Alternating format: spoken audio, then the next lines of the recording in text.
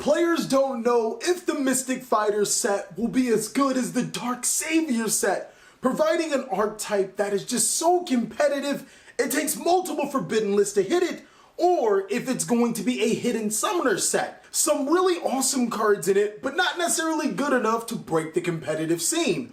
Well, regardless, in this video, we're going to be going over the top cards that you guys should have in the Mystic Fighter set.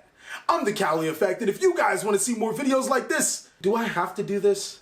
Why are you guys so adamant on this? I've been wanting to change this for a while. Destroy that subscribe button, but also be sure to hit that notification bell because, well, we just too strong. Okay, no, seriously, that's the last time I'm doing that. No more. I'm unsubscribing. So without further ado, I present to you the best cards from the Mystic Fighter set.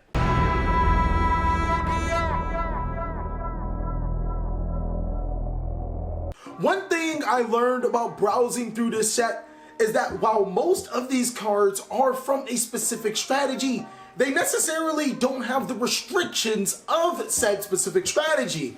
This allows these cards to be splashed into other strategies to make them too strong. The first card we are going to talk about is Geomathmech Magma. Now, Geomathmech Magma is a level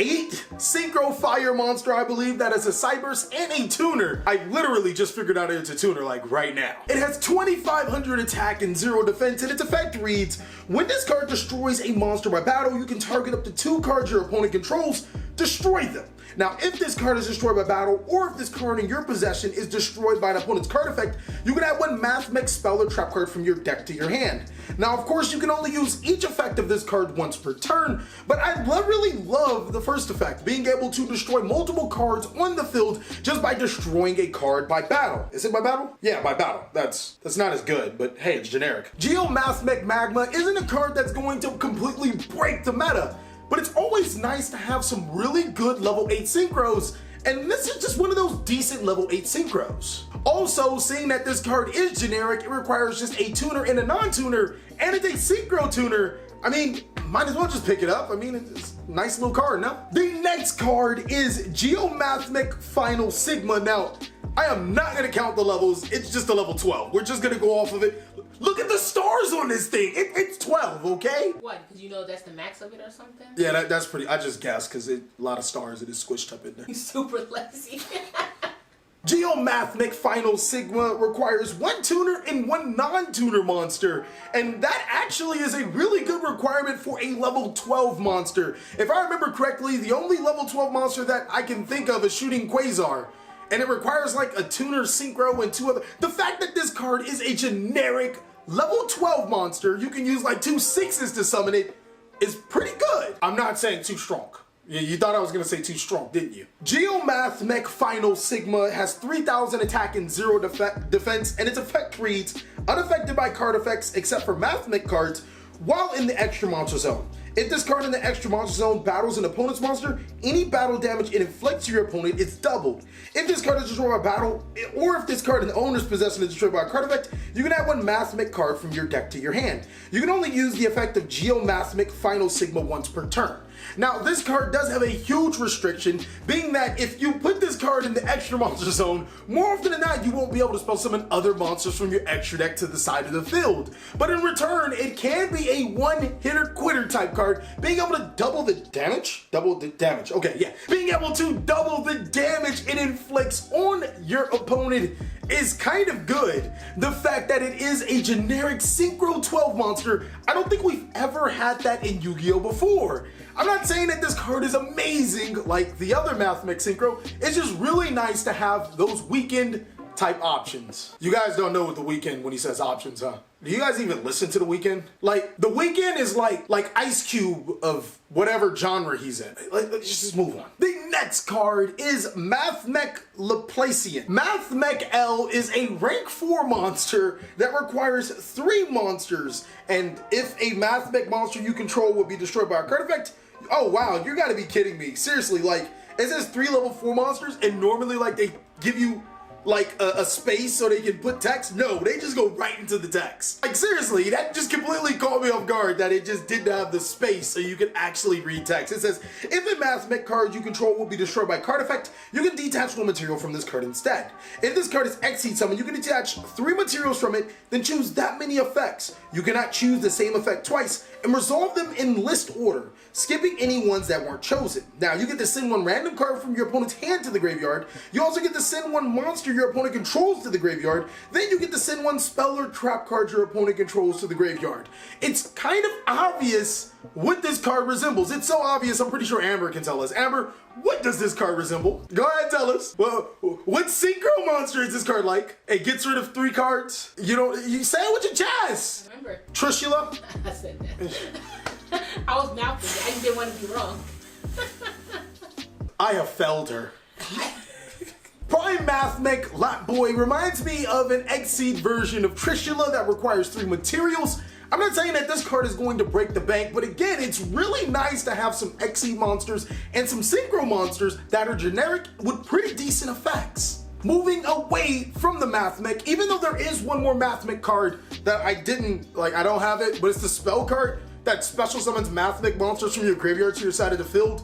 The reason why that card's good is because the Mathmech Synchro monsters can search this card when destroyed, and you can bring them back to your side of the field. But moving on, we're going to be talking about Mardel, Generaider Boss of Light, which is a level 9. I only know that because, I know that they're all level 9, so I can't. Today just isn't my day. Its effect reads, you can only control 1 Mardel Boss of Light. If this card is normal or special summoned, you can add 1 Generaider card or 1 plant monster from your deck to your hand, except herself. You can only use this effect of Mardel, a Boss of Light, once per turn. Now, the reason why this card is just so powerful to me is because it searches plant monsters from your deck to your hand. Now, I'm not saying generators are terrible. I'm saying that their boss monsters actually allow you to play them in other decks, which can make the other decks a little more powerful. The last time I remember a great plant deck was when Titania was good. Ooh, that was a long time ago. Since then, plant decks have been regulated to engines, but Mardel and some other future support could change that. I'm not saying that this card's game breaking, I'm just saying it searches plant monsters for when it's summoned. It's kind of strong.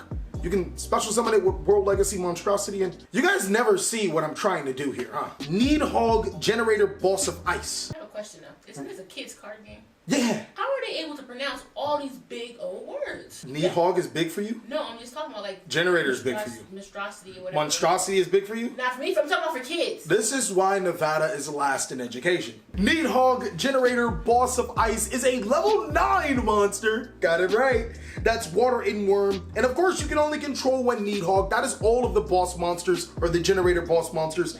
And basically it says, when your opponent would special summon, you contribute 1 Generator or 1 Worm monster, negate the summon, and if you do, destroy that monster. This card is just like the last Generator monster that I can't remember its name because I'm just gonna completely mess up on it, except it allows you to tribute Worm monsters on your side of the field to negate an opponent's summon.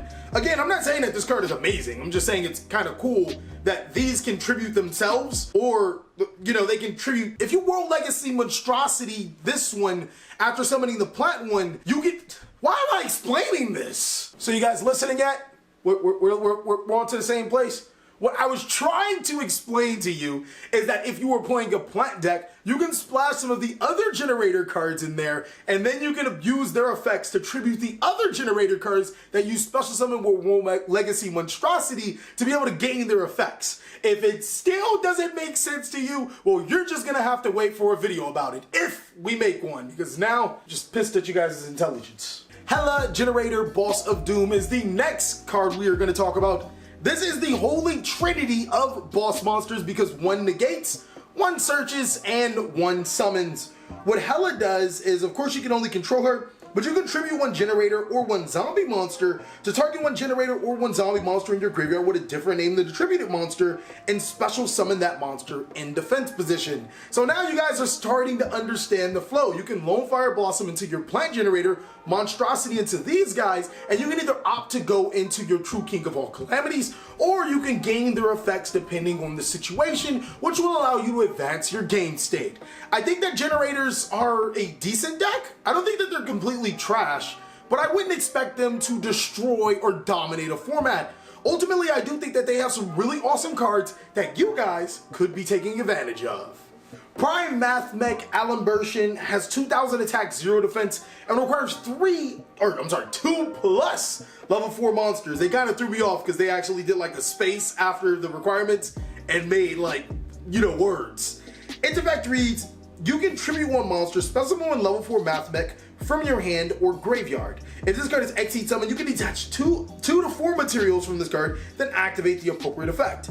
If you detach 2, you can add 1 Mathmech card from your deck to your hand. If you detach 3, you can add 1 level 4 monster from your deck to your hand. But if you detach 4, you can add 1 Speller Trap card from your deck to your hand. Now, normally when Konami makes cards like this, they flop initially, and then there's some deck that comes out later on down the line that can spam, its requirements. Like there will be a deck that will spam level 4 monsters with ease to your side of the field, so you can make this, and then there'll be some really busted Speller Trap card to follow up. I don't think that that's available right now, but Prime Mathmech Alembertian just screams ban me all over it, just because it can search a Speller Trap card, something that has never been done before in Yu-Gi-Oh! We're gonna see some pretty busted cards off this card. Thank you guys so much for watching another segment of the TheCaliEffect. I really hope you guys enjoyed this video. If you did, go ahead and give it a like. But if you really did, consider joining our Patreon. We have so many awesome rewards. Go ahead and like, comment, subscribe, but most of all, enjoy. I hope you guys are having a great day, like I am.